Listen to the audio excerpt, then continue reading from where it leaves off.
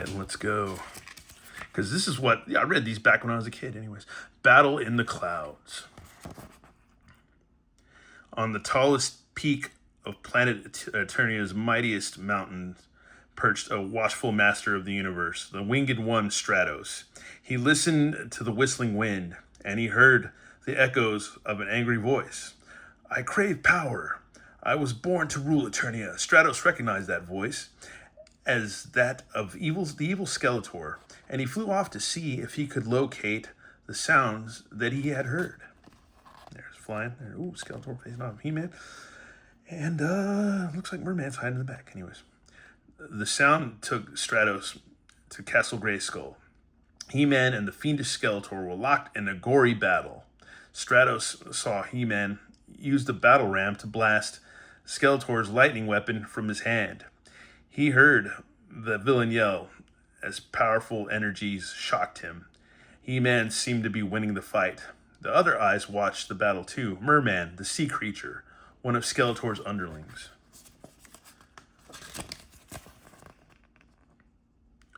You are a fool, Skeletor. You can never defeat me as long as I possess my battle ram. And that's a great way to sell the battle ram back then. And this suit that increases my strength, exclaimed He-Man. With that, he demonstrated the value of the suit by hurling Skeletor through the air towards the sea. And there he goes. Merman cast a greedy eye. With He-Man's weapons, I could be Skeletor's equal. I will help Skeletor. So saying, Merman headed toward the water. Stratos saw that, I can see Stratos flying all the way up there. Anyways, Stratos saw that He-Man needed no help, so he turned in flight and headed for the mountains, for his mountain home.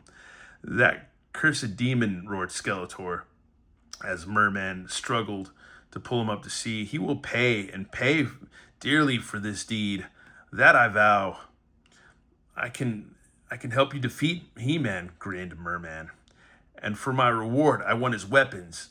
They are yours if we win, agreed Skeletor. That's crazy. Skeletor's like, I don't care about his weapons. I just want to beat his ass. Well, all right. There you go. Don't you think he'd want his weapons too? Anyways. Hark, Stratos, called He-Man as he spotted the warrior in midair. I did not know you were so near, friend. But before Stratos could reply, he went into action, swooping down to lift the battle ram, and He-Man above the twin blasts that were blazing from Merman and Skeletor's weapons. I'm glad I heard your call, said Stratos. Not as glad as I, replied He-Man. As a great gust of wind toppled He-Man from the battle ram, only his super garment had prevented his death, but he was unconscious. Unaware of He-Man's fall, Stratos flew on battling the gale. If we are to climb those heights, we will need more than legs, growled Merman, and I know where to get what we need, leered the sinister Skeletor. Yes, I know what to do.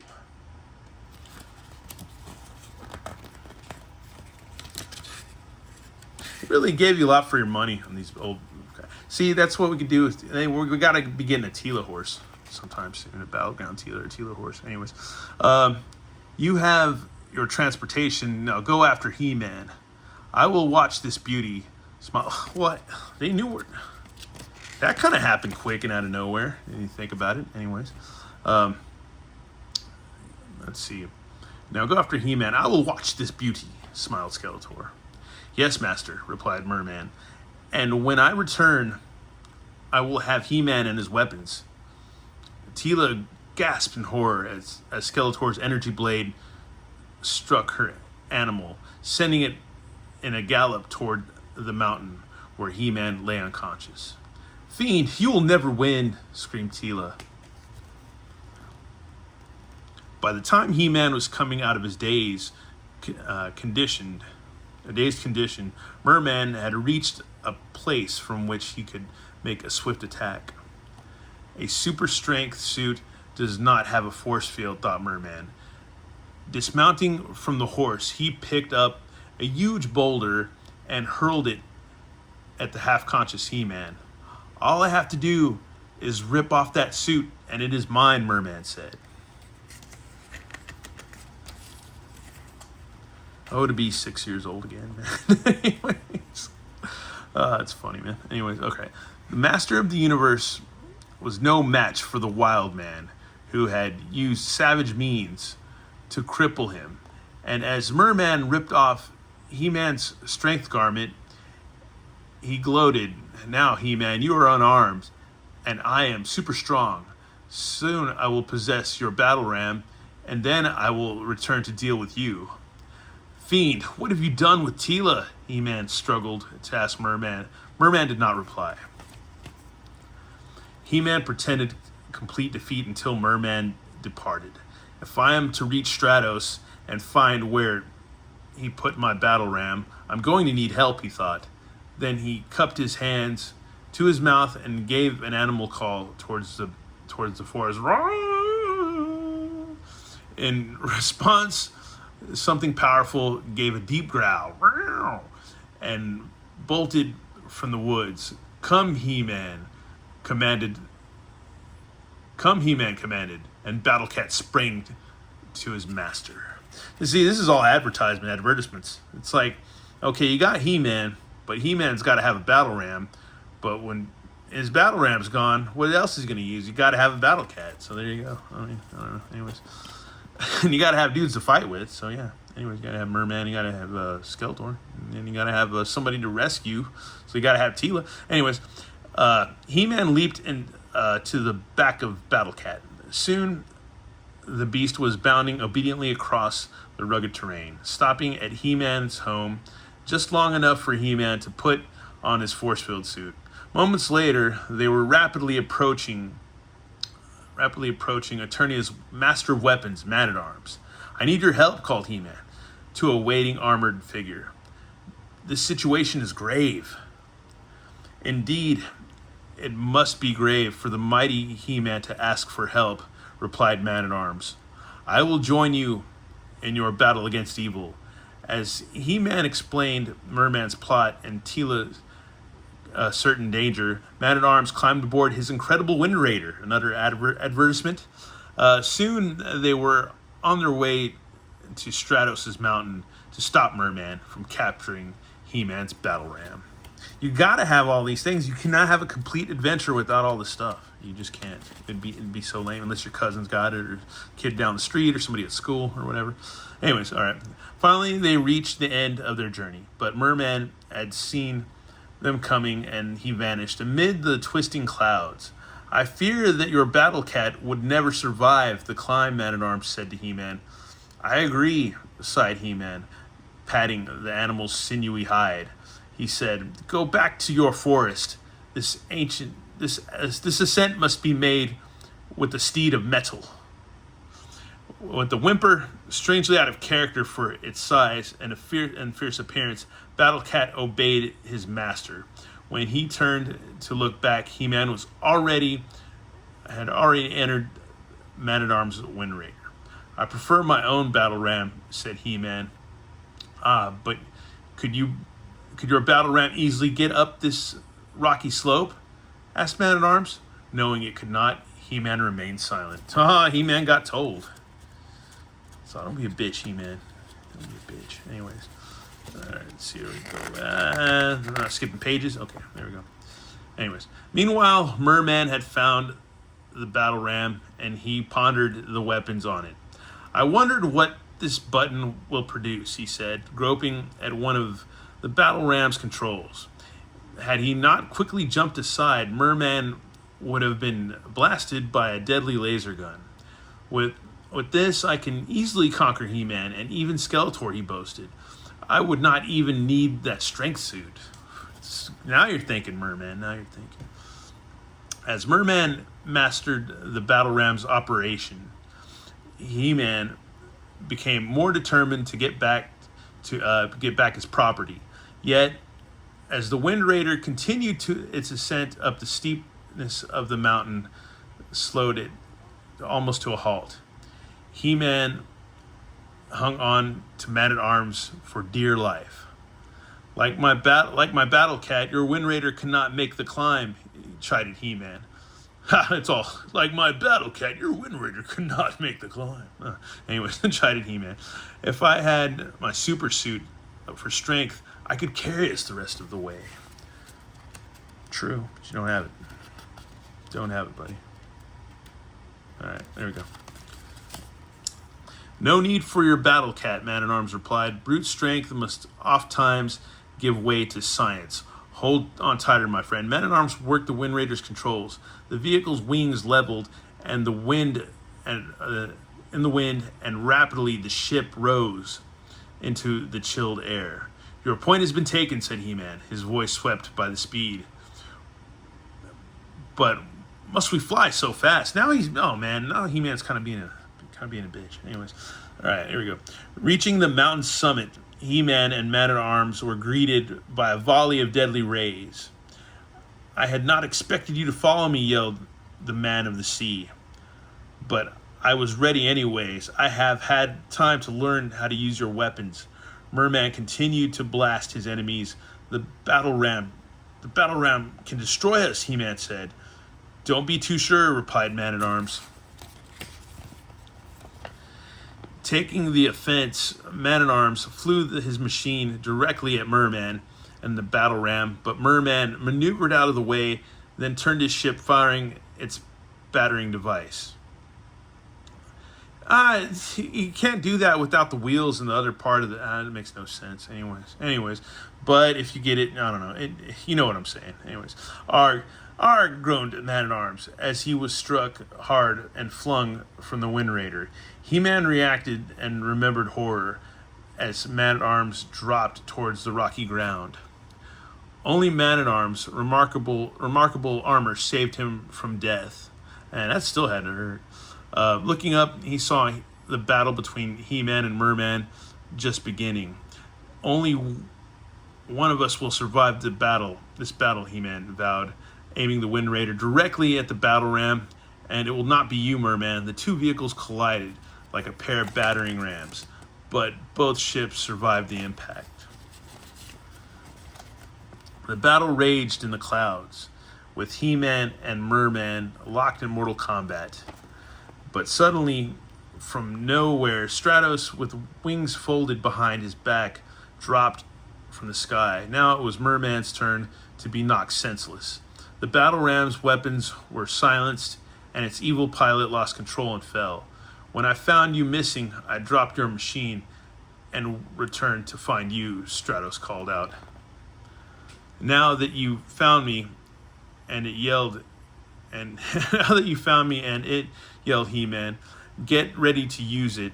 After I take my strength suit from Merman, we must find Teela and rescue Man-at-Arms from the ledge. And then let Skeletor know that let Skeletor know that he and his underlings have met another defeat. Riding off on the wonderful vehicles, Stratos called to He-Man. Sometimes steeds of metal and machinery beat wings and wits. Both smiled. That's funny. So we never really know how the outcome of that story was, because basically you had to collect the vehicles and have that outcome yourself, But they never made her horse, damn it. So yeah. But here we go. We're gonna put you through some more painstaking, because you can always turn it off. I don't care. But we're gonna read The Vengeance of Skeletor. Here we go. This should be a good one. Of all the beings in the planet Eternia, no one was as evil as Skull-faced Skeletor.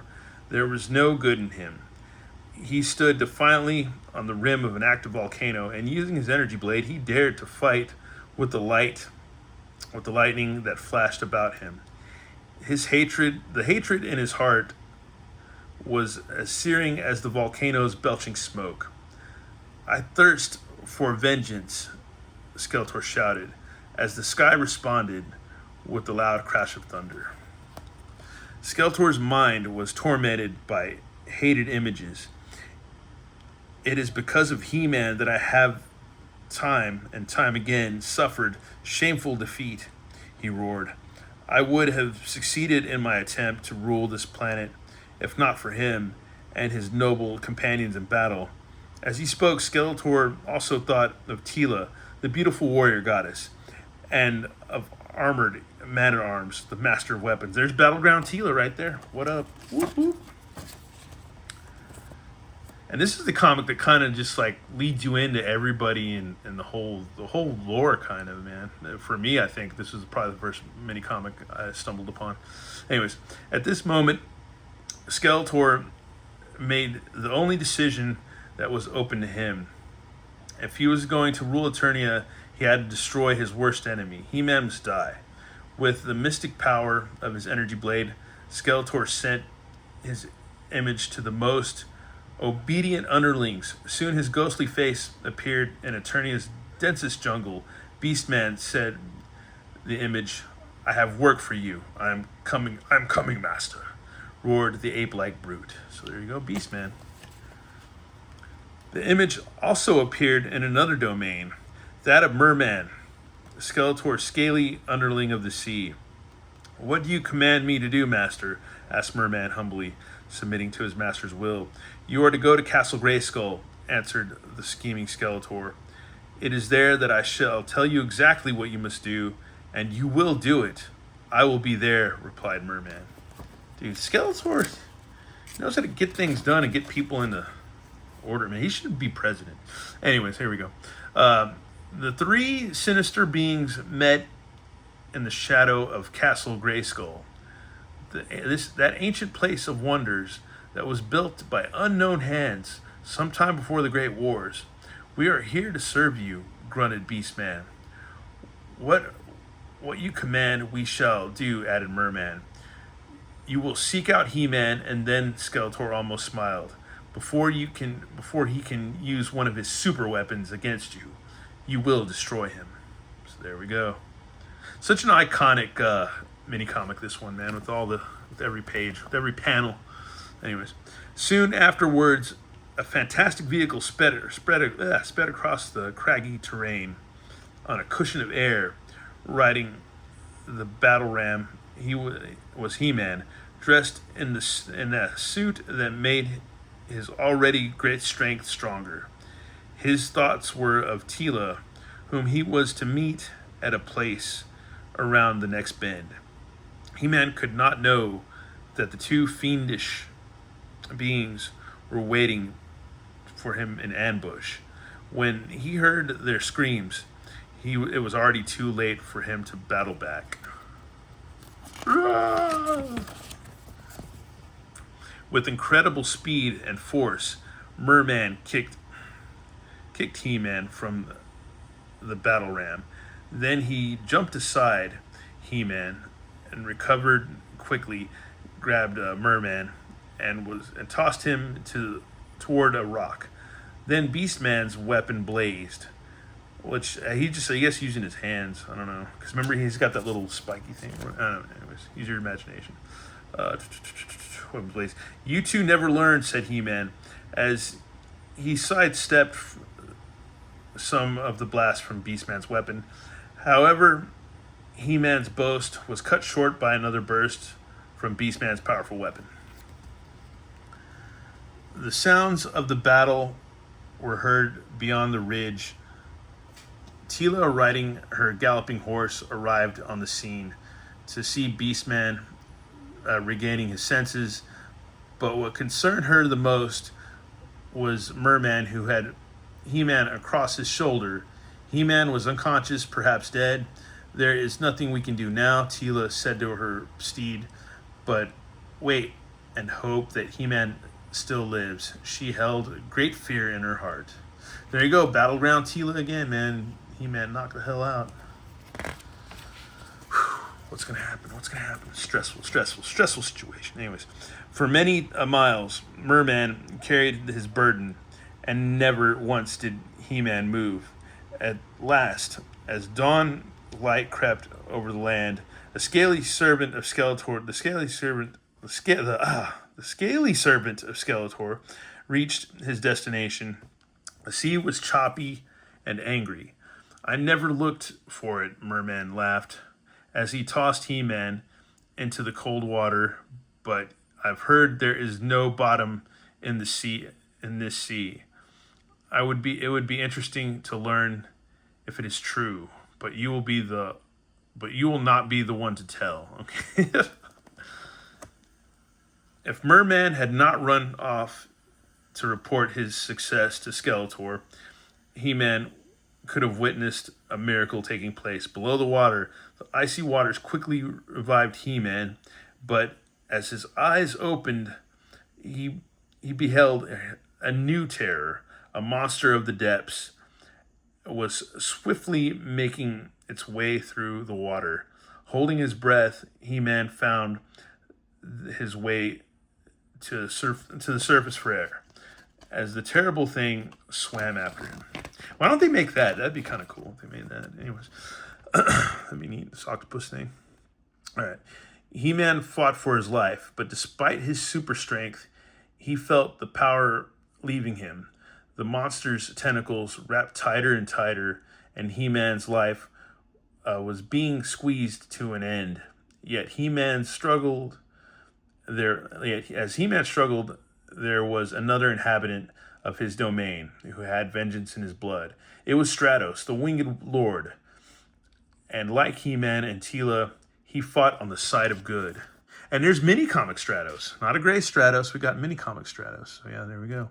Anyways, hold on for just a few moments longer, shouted Stratos, as he dived into the icy waters, following his weapon's path. Because he just blasted him with hands. But he also had the same arms as Beastman. Anyways, the weapons had released a stream of flame that not even the sea could put out. He-Man felt the tentacles relax and pull away from his body. Then, weak and in need of breath, He-Man sank in the water, but Stratos dived deeper too and pulled He-Man to the surface and airlifted him to shore. When He-Man regained his breath, he was resting on an island of stone. Those assassins left me for dead. No doubt Skeletor is already laughing over my death. Stratos grinned. Then perhaps it's time for us to show Skeletor just who will enjoy the last laugh, he said as he offered He-Man his warrior's grip. Warrior's grip. Anyways, Teela must be worried. He-Man spoke. If she saw the ambush, she must think I'm dead. Obviously. Anyways, thank the universal powers that you are alive. Teela exclaimed. Tell me what happened. After He-Man explained the events of the night, he changed into a suit and generated its own force field. We must go after those evil ones, vowed Stratos. If we are to find out who is laughing. We're still talking about laughing. Anyways, Beastman ran off towards Castle Grayskull, said Teela. I'm sure Merman was there too. At the castle, Skeletor enjoyed every grisly detail about He-Man's defeat. How sweet is my revenge, he shouted. Now nothing can stop my plans of conquest. At last the one who threatened me is now cold fish food at the bottom of the sea. Cold. Would you care to feel my temperature, Skeletor? Mocked the familiar voice of He-Man. Turning, Skeletor saw the foe he believed to be dead. I don't know how you escaped death, raved Skeletor, but you will not do it again. No, you will not do so again. Slay him and his friends. Now, do it! Skeletor's command was firm. Beastman, Skeletor's #1 underling, leaped with prowess of a great forest ape. However, his dull-witted mind had forgotten He-Man's force field, and as Beastman fell with a loud thud, Merman was making his own attack. Teela was in grave danger. Before Stratos could complete his defense, Merman yelled defiantly, This is where the sea conquers the sky. Merman's weapons shot out of a stream of seawater that instantly cooled to ice.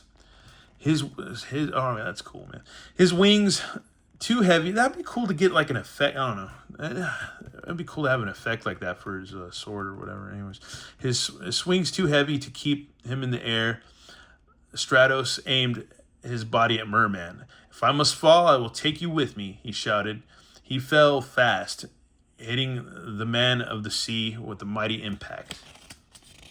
But yet we don't see that. We're seeing other things. Anyways, Beastman was still determined to please Skeletor. Reviving, he arose with a mean growl, beat his chest, and raised his weapon towards Stratos. "Now you die," he growled. "Then the rest of you will die too." Merman did not want to be outdone by Beastman, and he aimed his weapon at He-Man, who jumped aside. However, Merman's icy weapon found a target at Beastman, and Beastman was caught in a barrage of pellets. So yeah, those are pellets. Yeah, I always thought that was weird. I don't know. Anyways, after Skeletor saw his two most powerful henchmen fall, he turned to the sea being and shouted, "You bungling fools! You should have blasted Stratos. Now you will feel my fire, both of you." From Skeletor's weapon came a blast that enveloped Merman's sea-bred body. So intense was the heat that it dried up the moisture in Merman's scaly hide, and the man of the sea felt himself slowly dying. Oh wow, that's so gnarly. Anyway, as much as He-Man hated Skeletor, he hated more to see the master do harm to a slave. Mounted on the battle ram, He-Man collided with Skeletor, disarming him, and Merman lost no time using what strength he had left to turn his own weapon on himself. Bathed in the seawater that would restore his strength, he gloated to himself, "You will regret this favor, He-Man." Teela and Stratos watched in disbelief. So there you go. Yeah, he's reviving himself. That's fun. Minutes passed as finally finally a battered Skeletor got up to find his henchmen looking at him strangely. "Before you think of rising up against me, you foolish underlings, consider this." Skeletor shouted. Whatever thoughts the two might have had were soon forgotten as the blast of energy from Skeletor's weapon exploded under their feet. "Master, you are the master," they yelled. And there's the spirit of Grayskull. Woo. Anyways, "Thank you, Master," mocked He-Man, "for giving us such a great idea." Then together, He-Man and Teela Stratos trained their weapons on the on the villains, sending them fleeing like cowards from the castle. "No doubt they will invent new plots of evil," said the spirit of the castle, appearing. "But you, the masters of the universe, will be ready for them." "Indeed we shall be," agreed He-Man with fervor. Great stuff, man. Good stuff. Anyways, this video is over, and if you tuned in for the whole thing, then God bless you. And if not, whatever. All right, yeah. I don't know. These figures are rad. Anyways, once again, thanks for watching. Have a good one. All right, later. Bye.